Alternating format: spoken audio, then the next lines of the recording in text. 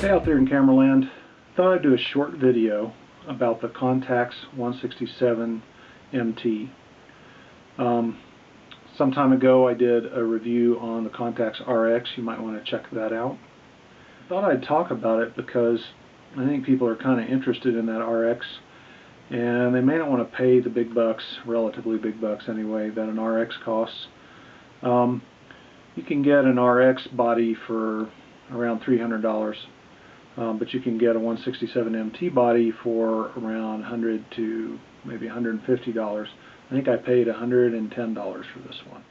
The 167 MT is a little older than the RX, a little shorter on features. It doesn't have the focus assistance that the RX has.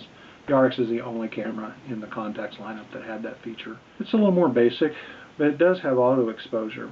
It has aperture priority auto exposure, meaning you choose the aperture and it'll choose the shutter speed. Or you can choose to shoot it in full manual mode. It has another mode called program, which I kind of talked about on the RX video.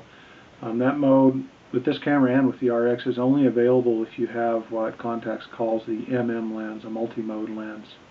I don't have an MM lens attached to this camera right now, so that mode isn't available to me, but I can do aperture priority, which is mostly what I shoot. One thing that's slightly different about this camera is it doesn't have a shutter speed dial on it at all. This dial, where the shutter speed dial normally is, on most Contax cameras, that's exposure compensation, and that's what it is on this camera. On this camera, to change the shutter speed, if you're in manual mode anyway, you use this little slider here, and you slide that back and forth to set the shutter speed.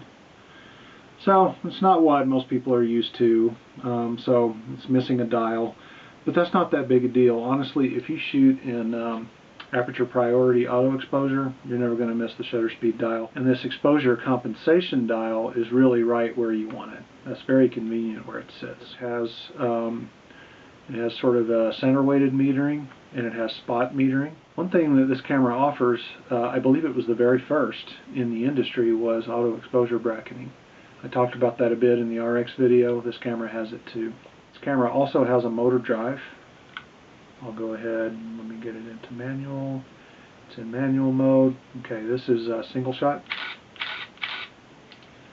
And it has continuous, which is a little bit slower than the RX, but still not bad. Pretty good. It's kind of funny. If you had asked me before, I would have said it wouldn't sound nearly as sexy as the RX does. But honestly, it has a nice, little, slightly more mechanical sound to it. I might like it better than the RX, and I hate to admit it because the RX has the sexiest shutter in the universe. As if those things matter. So again, for $100 to $150, you can pick one of these up. The body, the lens is going to cost you a little extra. Actually, a lot extra, because Zeiss lenses are not cheap.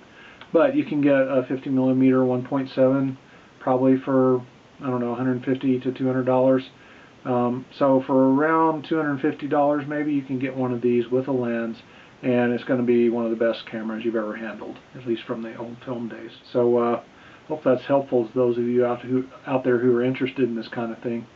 And thanks for watching. I'll talk to you later.